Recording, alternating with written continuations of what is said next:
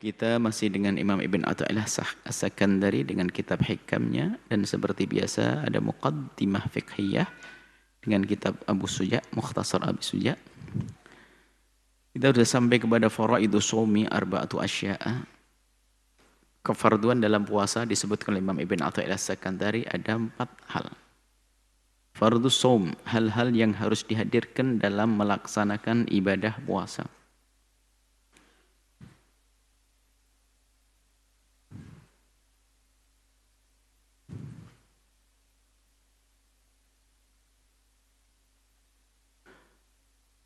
Yang pertama adalah qala Imam Abu Suja rahimallahu ta'ala nafa'ana Allahu bihi wa bi ulumihi wa bi ulumi masyayikhihi wa talamidatihi fid daraini amin. Ilang qal wa faraidu shaumi, kefarduan hal yang harus dihadirkan saat kita melakukan puasa arba'atu asya', ada 4 hal. Yang pertama adalah an-niyah. Niat puasa di sana dijelaskan oleh para ulama. Semua ibadah harus ada niatnya. Innamal a'malu binniyat. Semua madhab. Tidak ada yang mengatakan tidak ada niat. Hanya cara saja berbeda-beda.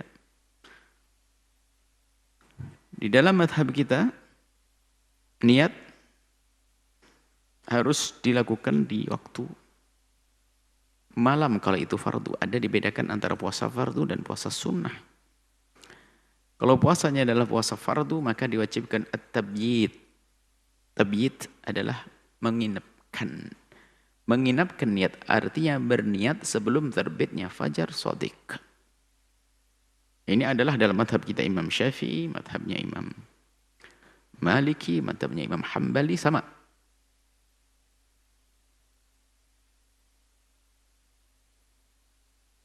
Jadi at-tabyid, menginapkan.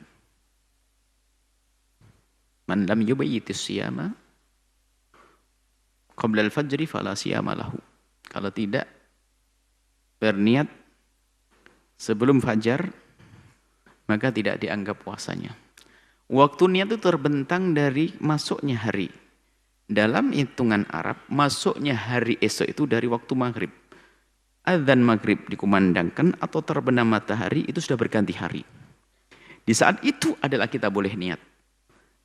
Mungkin sebelum buka pun boleh niat. Sah niatnya. Lintaskan di hati kita lagi bukan niat untuk puasa esok hari, sah. Karena itu sudah masuk hari berikutnya. Jadi mulai dari terbenam matahari hingga terbitnya fajar itu waktu untuk niat jika itu puasa fardu. Puasa wajib. Nah, kemudian kalau puasa wajib nanti harus menyebut kefarduannya dan menentukan puasanya. Karena puasa wajib ada juga nanti wajib yang bukan Ramadan. Misalnya puasa nadar. Atau puasa nadar.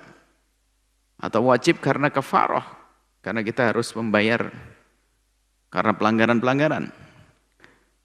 Kita bicara Ramadan aja dulu. Ramadan maka niatnya puasa Ramadan. Aku niat puasa Ramadan yang fardu bagi kita.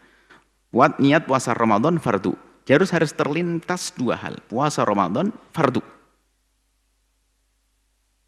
Puasa Ramadan dan fardu. Ini lintasannya. Dilintaskan di hati kita. Kemudian di malam harinya. Nah, kemudian di sana ada, apakah setiap malam? Iya. Wajib niat setiap malam menurut madhab kita Imam Syafi'i dan juga madhabnya Imam Hambali. Setiap malam niat sekali, 1 malam 1 hari adalah niatnya sekali. Kecuali madhabnya Imam Malik rahimahullah ta'ala boleh kita mengumpulkan. Dirapel niatnya di awal bulan, langsung saya niat puasa di sepanjang bulan Ramadan, 30 hari Ramadan, 3 sepanjang Ramadan, maka esok harinya nggak perlu niat.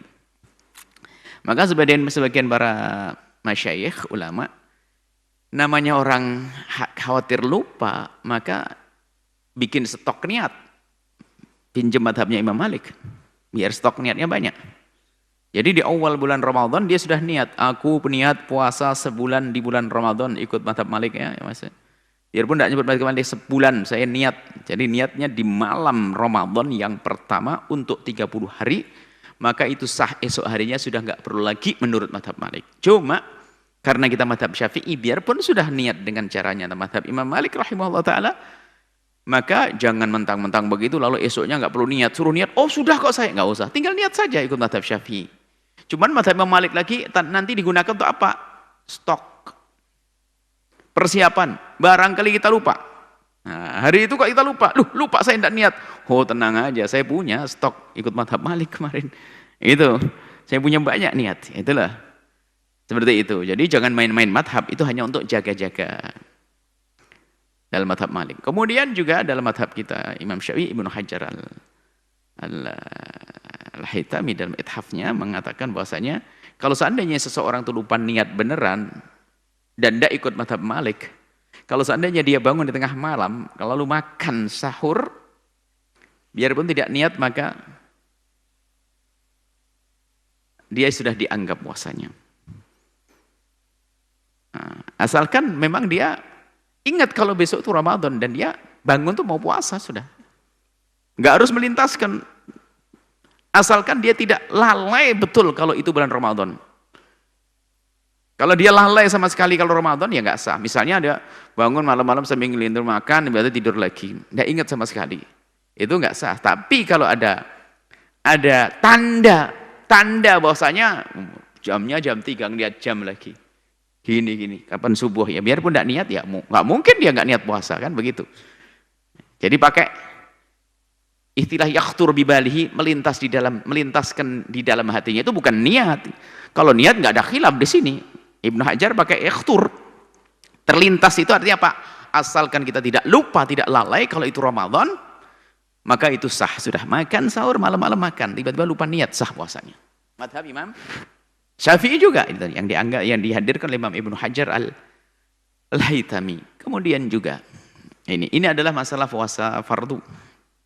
Adapun kalau puasa sunnah, jika puasa sunnah kita boleh niat biarpun sudah terbit fajar, dengan catatan kita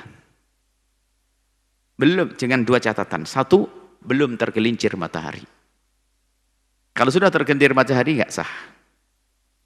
Puasa sunnah, puasa Senin, Kamis, atau puasa Daud, puasa apa, dia lupa niat di malam hari, boleh pagi harinya, dengan catatan satu, belum tergelincir matahari. Yang kedua, kita belum melakukan sesuatu yang jika kita puasa, batal puasa kita. Contohnya, belum sarapan. Habis sudah sarapan 3 mangkok, berubur, contohnya mau niat, ya enggak. Jadi memang dia belum melakukan apa-apa, memang perut masih kosong. Idan asum, kata Nabi, kalau begitu saya puasa. Jadi belum ada isinya perutnya, belum masuk makan, melakukan sesuatu. Itu adalah di dalam madhab Imam Syafi'i, kalau itu disepakati, madhab Syafi'i juga sah. Tapi puasa sunnah. Baik. Kemudian yang perlu kami hadirkan, niat itu tidak harus pakai bahasa Indonesia, sengaja tidak harus pakai bahasa Arab. Ini sengaja kami hadirkan supaya tidak merepotkan orang awam. Sebab seorang ibu-ibu sepuh yang memahami, kalau tidak niat puasa tidak sah puasanya, kemudian dia tidak hafal niatnya. Sehingga waktu itu dia tidak berpuasa. Kenapa? Karena puasanya tidak sah. Kenapa? Saya tidak niat semalam. Kenapa ibu tidak niat? Karena saya tidak sholat taraweh. Apa urusannya dengan taraweh? Karena saya tidak hafal niat. Kalau tidak taraweh saya nggak bisa niat. Memang kenapa? Kan habis taraweh diajar niat bareng-bareng. Karena saya tidak taraweh maka saya nggak bisa niat. Karena nggak bisa niat saya nggak puasa. Nah ini ustadznya yang salah. Dipikir niat harus pakai nawaitu shaumahuddin. Bukan. Cukup melintas niat puasa esok hari. Puasa fardu Ramadan sehari selesai. Aku niat puasa Ramadan besok wajib bagi saya, selesai. Aku niat puasa Ramadan wajib besok, lintaskan hati tak sah. Biarpun di dalam sholat bahkan. Duh kan, waktu sholat ingat, sudah langsung lintaskan sah. Cuman ya sebaiknya jangan begitu dong, berarti sholatmu tidak khusuk kemana-mana kan gitu. Cuman tiba-tiba waktu sholat ingat dia, langsung aja aku besok puasa sudah sah kak. Dan tidak bertentangan. Ini buat niat puasa, itu niat sholat. Begitu mudahnya. Jadi waktu sholat kabir alhamdulillah ingat ya besok Ramadan. Takut lupa nanti. Habis sholat nanti lupa lagi saya niat. Langsung lihat, tidak usah ngomong niat di dalam hati tok. Aku niat puasa Ramadan esok hari. Selesai. Waktu sholat Isya misalnya. Waktu sholat tarawih. Sah. Jadi begitu mudahnya niat, maka tolong dimudahkan juga orang awam. Sehingga harus menghafal niat. Sudah begitu diributkan lagi senama Ramadhani misalnya. Nah, urusan Arabnya orang ahli nahwu. Nah, akhirnya bingung. Ya, baik. Kemudian Nah, itu masalah niat saja insya Allah. Kemudian setelah itu adalah al-imsak, kita teruskan pada pertemuan yang akan datang. Niat ini sengaja kita hadirkan untuk kemudahan-kemudahan. Ya. Hal-hal yang kadang menjadi sulit karena bukan karena sulitnya amalan. Karena sulitnya yang menjelaskan, mungkin tidak diberi wawasan yang lain, sehingga seolah puasa itu harus begitu, jadi repot banget. Dan semua ibadah hendaknya dipermudah.